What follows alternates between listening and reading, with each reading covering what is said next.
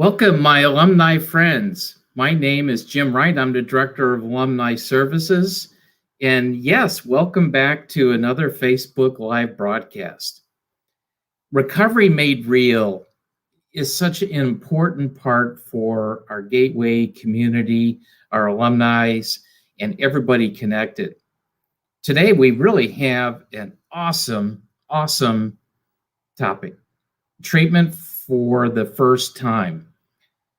We really at times don't have this kind of information from two alums, and they wanted to make sure that they were able to work with us and answer some questions that we selected just to try to get a message to you for anybody that would like to know a little bit about their treatment experience at Gateway. First up, I wanted to make sure that you definitely please like or send us a comment or a question that we can actually read online here during our broadcast. We would really appreciate that. So like us, or ask a question or anything else in that regard. I've invited, as I said, I have Garen S. from Caseyville.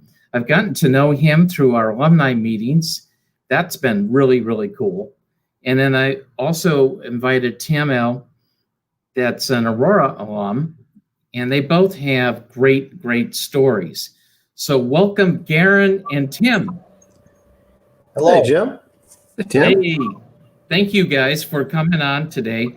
It's Tuesday, August 10th. We're not done with summer, but we're getting there. So I put together some questions, but before we start, Garen, why don't you go ahead and just give us a little 1 minute or 2 minute snapshot of where you are in your recovery right now today. All right, Jim. I left Caseyville Gateway in April of last year. That made things incredibly interesting for me, and I didn't know it, being my first time in inpatient treatment, because I entered before we knew anything about this illness called COVID, and I ended and came out in complete lockdown. I guess I'll never know how that's unique in an experience. Kind of like when people ask me, "Hey, what's it like to be a twin?" I don't know what it's like to not be a twin. So that was it was interesting coming out and hearing everything that the counselors are used to saying, like get a sponsor, go to a meeting the day you get out, 90 meetings in 90 days. And I left and I'm like, hey, there aren't any meetings. We were just at that point at the beginning of April learning what these online meetings could be. I guess I don't think anybody knew what they could be and what they'd end up being at that time. Right. But we sure pioneered our way through that. And it has been fantastic. I have stayed sober since then, day 500 and something. I lost count. And that's a good thing to lose count. Yeah, I'm not. I don't lose sleep over that. I sleep much better now than I did before I visited Caseyville. So yeah, I got a wife and a kid, live in the house I had hoped I'd always live in since I was a kid, in a beautiful place. Life is good. Wouldn't have been able to see that a couple years ago. I was pretty much doing everything in my power to destroy the possibility of living the way I do and where I do right now. That's great. Okay. Tim, why don't you give us a quick snapshot of where you are in your own recovery today? Sure. Thank you, Jim. So I am approaching on August 24th a year. So from the Aurora Gateway location. I still participate in aftercare through Gateway. I went through I'm drawing a blank. What is it? What was the program after you leave in-house. Intensive outpatient? Yeah, I did that as well. So now I'm in aftercare, which I attend. I'll attend one of the online meetings today at 5:30. Okay. I'm very heavy with a therapist that I still see. My psychiatrist that was part of my recovery at Gateway, she's still part of my recovery today. Great. That's great. So for me, it's really just keeping all of that therapy alive in my recovery. Because what I've learned is that, it's a disease of the up here that's leading my addiction. So, for me, that therapy and all of that support after Gateway has been really important. Great. Thank you both for a little update, today's update in your own recovery, which is important. So I have a question I'm going to start with here, and we don't have any comments or questions as of yet. So, Karen, what message would have resonated with you after treatment? As I was leaving, I would have liked to know that we have this continuing care that I've experienced. That would be great. I mean, if I knew, of course, it's always if I knew then what I know now. But if I knew that that 6 days a week, I'd have a chance to get online and speak with like-minded people, no matter where I was. I think it would have made me less apprehensive as I left. I feel a continuing care as we go forward, and that makes life a whole bunch easier. That's great. Tim, what do you think? So what would have resonated with me is that after treatment. Yeah, sure. So the importance of recovery is different for every single person. It's not a cookie cutter. Recovery is not a cookie cutter situation. It's not, I've heard a lot about, you have to do it this way, this way, this way, this way. You have to follow these rules. Right. And I think I've uncovered that it's not. Recovery is an individual thing. What may have worked for one person is not going to work for another person. And that all comes down to the open, honest, and willingness to participate in the recovery. Okay, that's great. Yep, I agree with you that the counselors do everything they can to customize each person's recovery. And that's critical for, I think, getting to a point where you feel successful, accept where you're at and all that. My second question is, what scared you the most, Karen, about going to treatment? What scared me the most going in was the things that I didn't know. I watched 28 Days. I know what rehab's all about, right? I work out that way. I was really not. I really didn't. I wasn't prepared for the search and shower. That didn't occur to me that was going to happen. I'm glad. I understand all the purposes behind everything.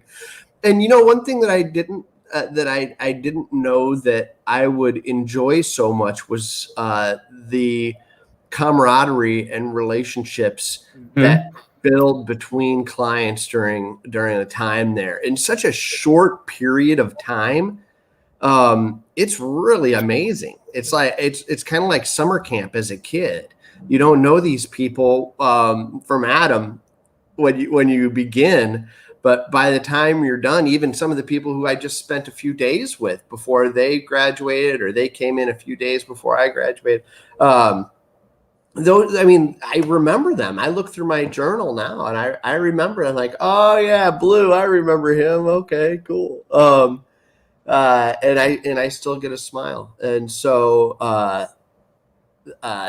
that was something I didn't expect, and I was fearful of to begin with. But once I got there, it was great. Great, thank you for that. How about you, Tim? Well, definitely the unknown, not knowing kind of the process. But really, what really scared me, especially in those first 48 hours, 72 hours, was the detox part. I didn't realize how much of a detox my body was going to go through going in there. It was scary. Like I thought I'd have to be taken to the hospital. I was fine and I went through it. But that piece was really the scary part. Okay, that's great. Thank you. Got a little background there. Not sure where that's coming from. What made you get treatment, Aaron? My life had become unmanageable, as we'll say in the 12-step programs, right? There was no way that I was going to be able to continue living the way I was living. Right. God bless my wife for putting up with me as long as she did, and my family as well. But the thing that made it important, the thing that made me have to go, was that I knew that I could not sustain life any longer without some help beyond what my family could provide. What do you think, Tim? Well, What made you get treatment? Sure. So I had started treatment on a Monday, and that weekend prior, those 2 days, that Saturday and Sunday, I had taken myself to the emergency room twice. Anxiety, panic attacks. I was going through withdrawal from Xanax that I didn't even realize I was going through. And the hospital couldn't really do much but sedate me a little bit more. And in the hospital, they gave me paperwork and they said, here's what we recommend. It sounds like you have an addiction problem. And so I went home on Saturday. I sat with some friends and we decided on Gateway, and I got in on Monday. But really, my life was unmanageable. I was in the emergency room twice in a weekend. It was not a good situation. Yeah, I think we've always talked about this, especially what Garen was referring to on the alumni meetings throughout the week. It is something that we got to understand how to accept when it becomes unmanageable, and hopefully the people around us can get us to that help. My next question is, how do you come to the conclusion that you have a problem, Garen?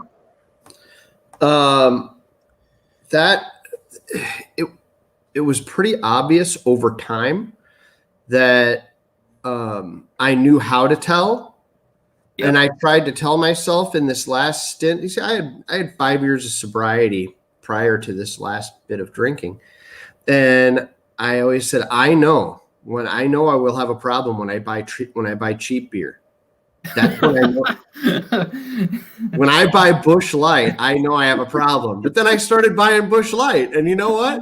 I didn't believe I had a problem. So that would have been, looking back, I should have known when I bought that first 30 pack of Busch Light that it was time to put the brakes on. But that's probably when I knew I had a problem. It was another year before I sought help, though. Okay, that's a great, honest question. How about you, Tim? Well, for me, sneaking off to a Jewel at 6 a.m. to get the cheapest vodka I could, to then sneak home on the back roads and hiding bottles around my house. That's when I knew I had a problem. 6 o'clock in the morning drinking is not fun. It's very alarming. I do recall that process, and I didn't like it myself. And that is something that a lot of our Gateway community, our alums, always share about how many bottles, and not knowing where the bottles are, and the time, the 24/7 rule that became in effect because you didn't know how to stop. Yep. Okay, I've got the final question. What would you recommend as a message for us to use with first timers to treatment?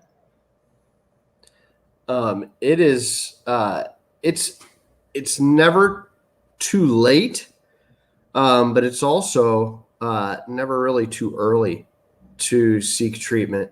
When you think you have a problem, there's a pretty good chance you do, and you should make a phone call, because it's the freedom that we have from our addiction is so worth it. And it just pains me to see people